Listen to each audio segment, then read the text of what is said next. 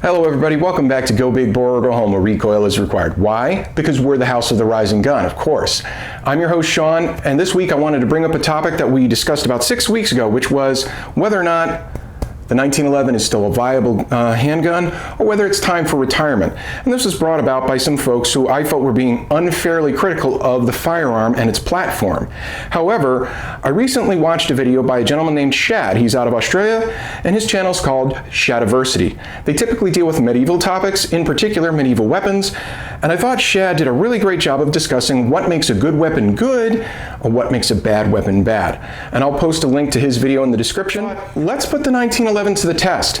Let's pull out some competition, let's see how it does, and that'll kind of answer some questions for us, and it may prove me wrong, but who knows, maybe we'll be vindicated.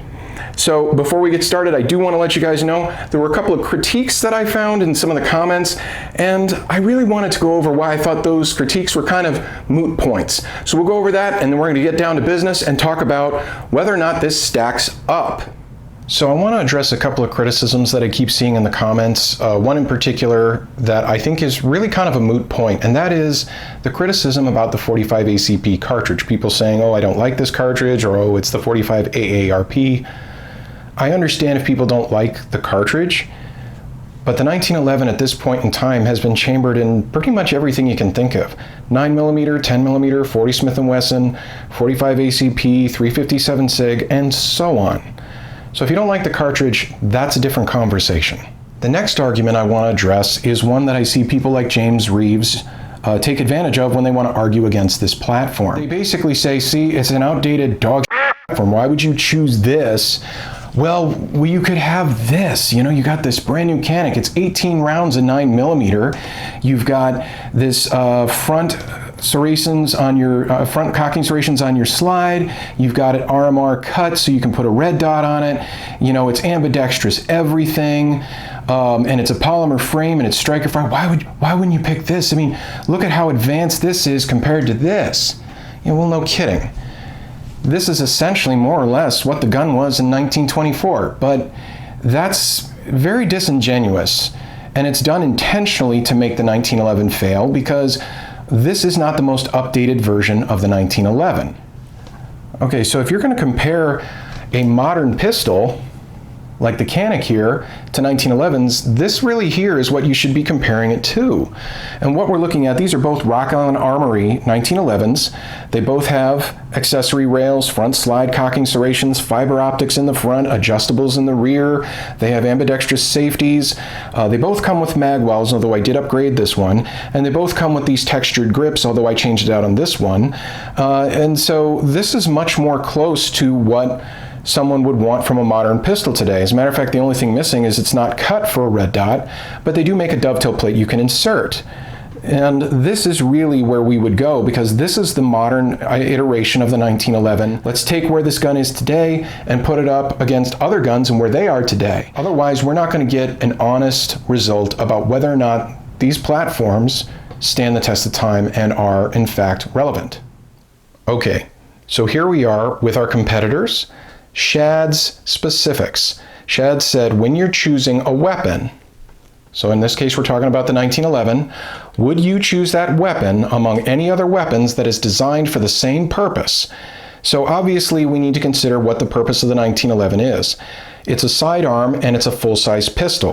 I've elected to stick to the 45 caliber today because I want an apples-to-apples comparison. I don't want to compare a 45 ACP versus a 40 Smith & Wesson or a 10mm or a 9mm, because that's going to bring other things in there that are not going to be apples-to-apples. But quite literally, these four models are available, these exact four models are available in 9mm, so you could have the exact same comparison just with a different caliber.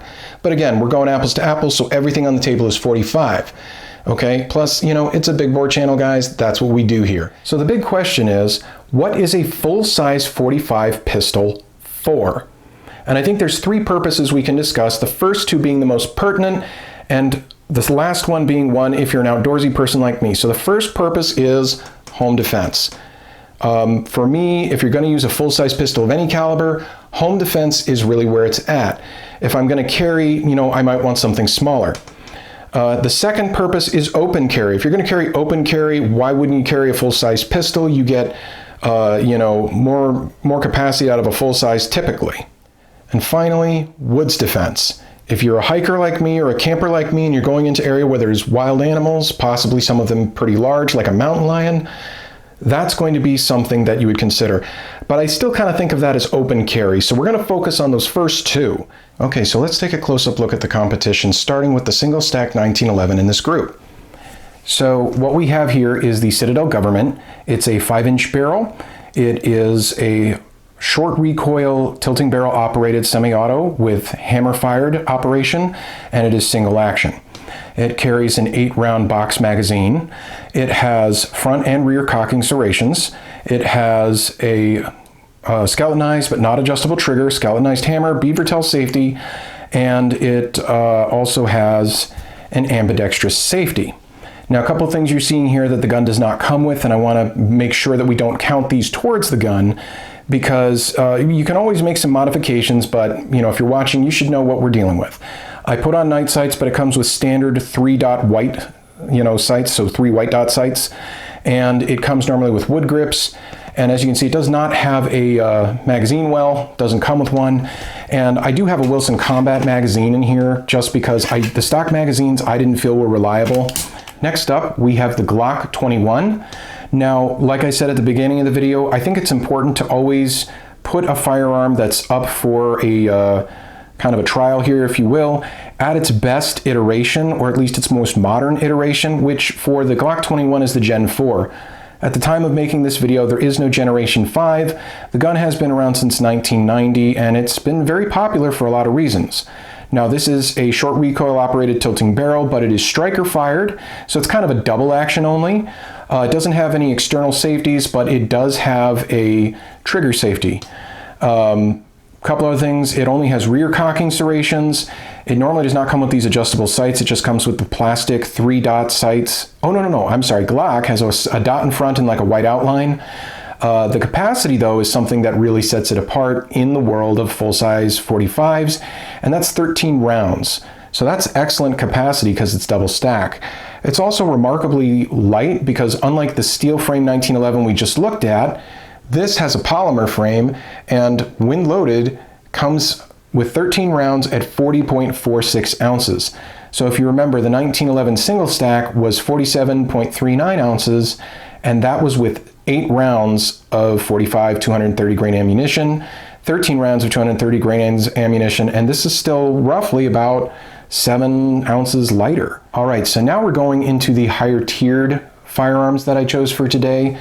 These full-size 1911s are significantly pricier than the other two, but let's take a look at this one because this is a Rock Island Armory TAC Ultra FSHC45. Now, what's nice about this is tricked out with a lot of the main features that people want in a modern firearm, and it's double stack. So let's start with that. As a double stack, this has a 14-round capacity. So that's literally almost twice what we're doing with that 8-round single stack.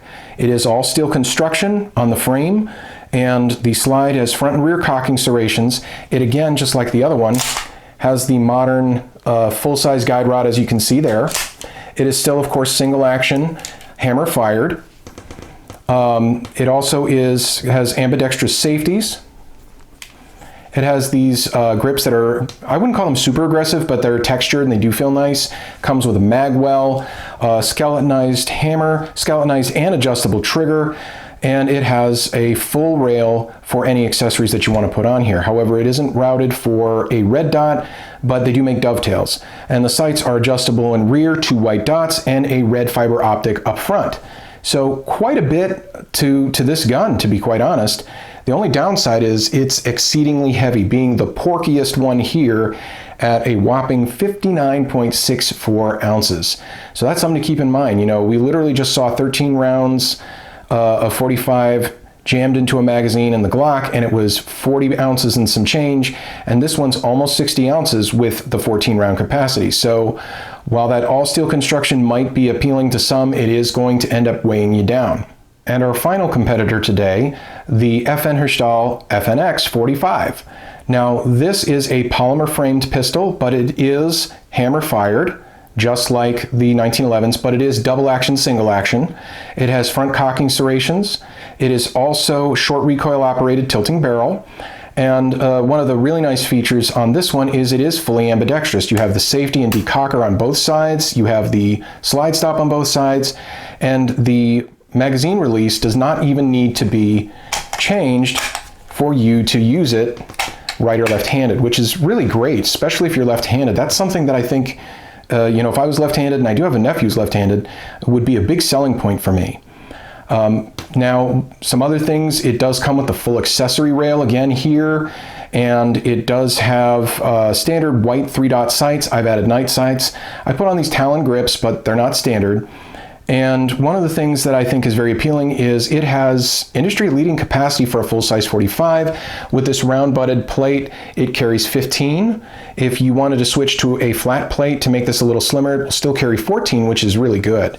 So that's fantastic. And even with 15 rounds of 230 grain ammunition, it only weighs 43.89 ounces, just under 44 ounces. So this is lighter than that single stack 1911, and it's carrying almost twice the ammunition. That's just impressive. And one thing I do like is the options for carry. If you're someone who is okay with cocked and locked, you've got the safety.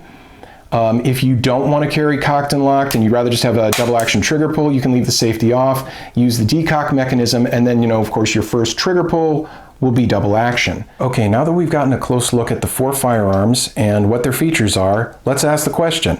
For the purpose of home defense, would I pick this over any of the other competitors here? And I think you guys already know, because I just reviewed the Herstal FNX45. No, I would pick this. And I like this for home defense personally because it has the double single action, it has the 15 rounds, it has the accessory rail, and it's a little bit lighter. However, what might surprise some folks is this is my first choice, but my second choice would be the modern Rock Island Armory. Now, I'm going to be honest in saying the only thing is this is single action only. This has both single and double action, but this thing can do everything else it can do and is only missing 1 round. This is a great gun for home defense, in my opinion. This has been just as reliable as the FNX has been for me, and just as reliable as the Glock 21 has been for me. So, regardless of what ammunition I put in it, it always goes boom when I need it to. It's accurate. This is a good gun. This would be my first choice, and I actually would pick this last, and I'm going to be honest, it is because of what a lot of people complain about, which is capacity. Why would I pick this, the double stack 1911 over this? I had a very negative experience with a different Glock 21, so much so that I sent it back into Glock for repair. If I were to find a weakness in the Glock platform, it's going to be this, the polymer magazines. Because polymer isn't like steel and it wears down more easily where it catches on your magazine release. And I had this exact problem with my Glock 21 that I was using for home defense. And what happened was, when I would fire the gun at the range with plus P ammunition that was a little more stout, it would eventually wear away on that because the slide was returning more quickly. After so much time, I started dropping magazines. I would pull the trigger, the slide would come back so fast, it would hit the 45 ACP round as it was coming up, smack it into the front of the magazine, which would then put pressure on the top of that round, and it would push the magazine actually out of the gun entirely without loading a round into the barrel and drop the magazine on the floor. I've never experienced that on any other Glock model ever.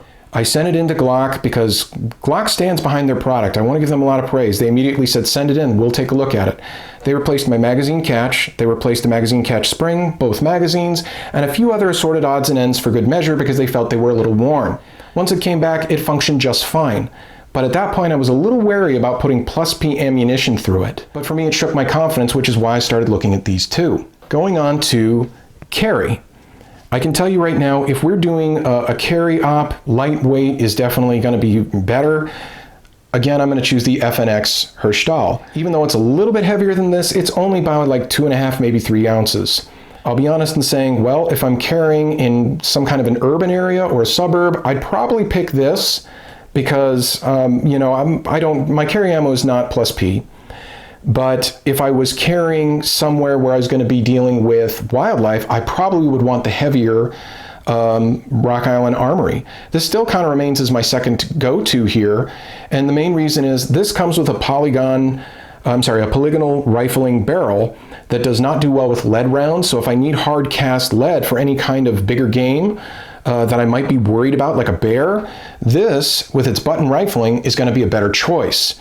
As good as this is and as comfortable as it is in my hand, I will admit this is more ergonomically comfortable. I know people who are younger than me, I'm 41 years old, they would prefer this because they're very comfortable with it. It feels good to them. The trigger on 1911s is honestly, in my opinion, the best trigger ever made. And for them, it's worth it. And they get really good at reloading fast. I've seen some guys literally do like combat reloads, you know, where you don't wait till you get to the last round. They get to like, you know, they fire 7 times, 1 round's left in the chamber, they drop that mag, reload, and they're ready to go.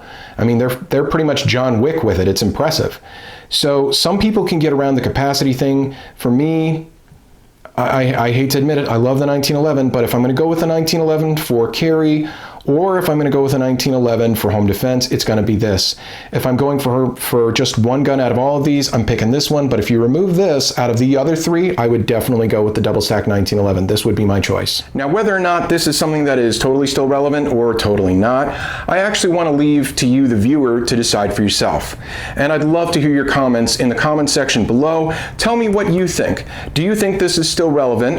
And my first video saying yes, it was, got it right? Or do you think our re-examination may have shown that maybe it isn't? With that said, if you enjoyed the video, please like and subscribe. It really helps us out.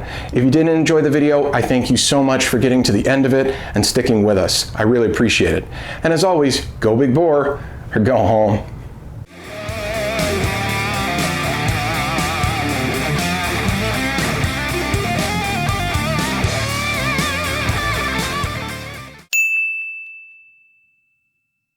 It only weighs 43.89 pounds, so just under, or pounds.